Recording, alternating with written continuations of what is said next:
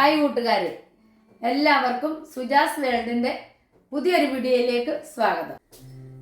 ഇന്ന് ഞാൻ കുക്ക് ചെയ്യാൻ പോകുന്ന എന്തുവാണെന്ന് ചോദിച്ചാൽ നമ്മൾ ഈ നത്തോലി ഉണ്ടല്ലോ, ചൂട. ഞാൻ ഇതിനു മുൻപേ അത് ഫ്രൈ ചെയ്യുന്നത് ഇട്ടിട്ടുണ്ടായിരുന്നു വീഡിയോ.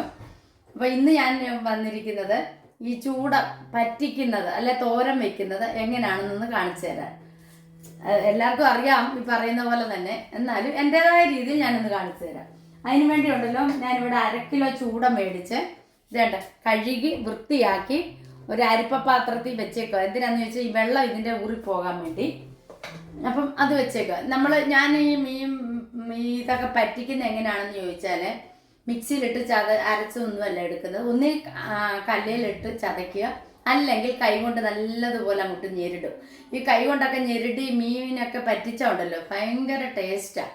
നമ്മൾ ഈ മുളകും ഒന്നും ചതയ്ക്കും കൊടുക്കും ഒന്നും ചെയ്യാതെ അരിയണം, നേരിയതായിട്ട് അരിയണം. അരിഞ്ഞിട്ട് ഇതെല്ലാം കൂടെ അങ്ങോട്ട് ഞെരിടി ഇട്ട് നമ്മൾ പുളിയെല്ലാം ഒഴിച്ച് ഉപ്പുമൊക്കെ ഇട്ട് ചട്ടിയിൽ അടുപ്പത്ത് വെച്ച് കഴിയുമ്പോൾ ആ മീൻ പറ്റിച്ചത് കൂട്ടാൻ തന്നെ ഒരു പ്രത്യേക ടേസ്റ്റാണ്.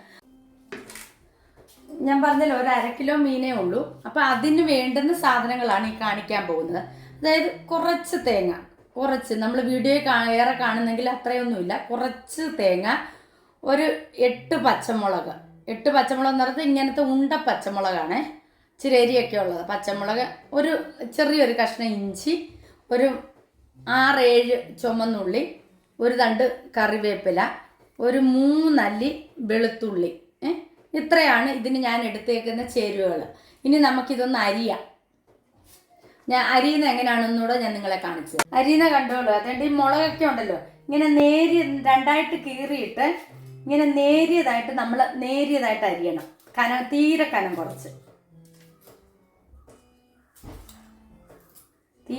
കുറച്ച് അരിയണം കേട്ടോ. ഇതേ കാണാമല്ലോ, ഇതേണ്ട കണ്ടോ, ഇങ്ങനെ കാണിച്ചു തരാവേ.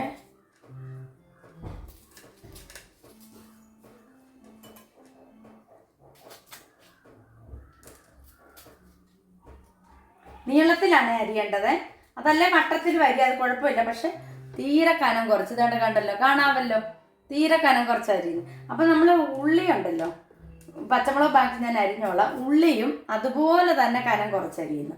നമ്മൾ ഈ ഉള്ളിത്തീയലിനൊക്കെ വെക്കാൻ അരിയത്തില്ലേ, അതേമാതിരി നമ്മൾ ഉള്ളിയും അരിഞ്ഞെടുക്കുക.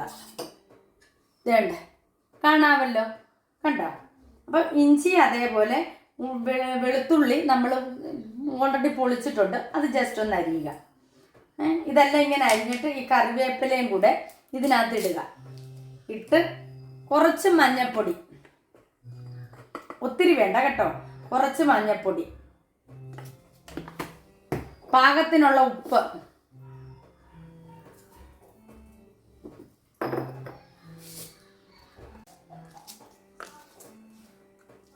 ഒരു പൊടിക്ക് ഉലുവാപ്പൊടി, കണ്ടോ, ഒരു പൊടിക്ക് ഇട്ടാൽ മതിയേ. ഉലുവ ഒന്നും ചുവയ്ക്കാൻ പാടില്ല കേട്ടോ.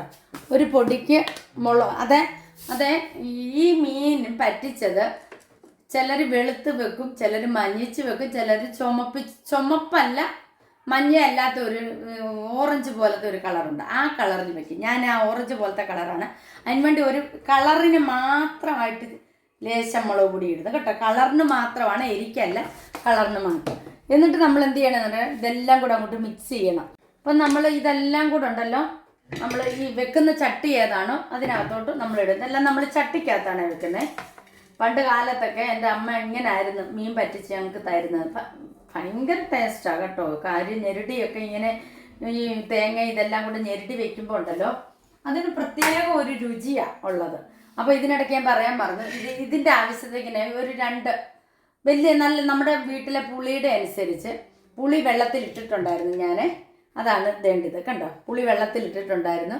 അപ്പോൾ ആ വെള്ളം കൂടെ നമ്മൾ ഇതിനകത്ത് ഒഴിക്കണം. അതിപ്പോഴല്ല, ഇത് ആദ്യം ഞെരിടണം, നല്ലതുപോലെ ഞെരിടണം. ഞാൻ കാണിച്ചിരുന്നു തന്നെ കണ്ടോ, കാണാമല്ലോ ഞെരിടുന്നത്. കൈയിട്ട് നല്ലവണ്ണം ഞെരിടുക. അതായത് ഈ മുളകിൻ്റെ അരിയൊക്കെ ഉണ്ടല്ലോ, അതെല്ലാം ഇതിനകത്തോട്ട് അങ്ങ് പിടിച്ചോളും. ഉള്ളി ഇതെല്ലാം കൂടെ നമ്മൾ ചതയ്ക്കുന്ന പോലെ തന്നെ കൈ കൊണ്ട് ഞെരിടുന്നേ ഉള്ളൂ.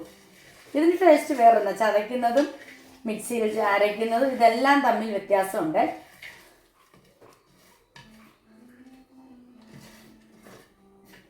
വേണ്ട ഇപ്പം ഞാൻ കണ്ട ചതച്ചതിന് തുല്യമായിട്ട് എടുത്തില്ലേ.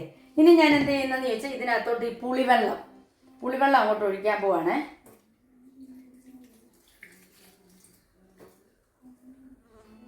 ഒത്തിരി മീനില്ലാത്തോണ്ട് ഏറെ പുളി വേണ്ട നമുക്ക്.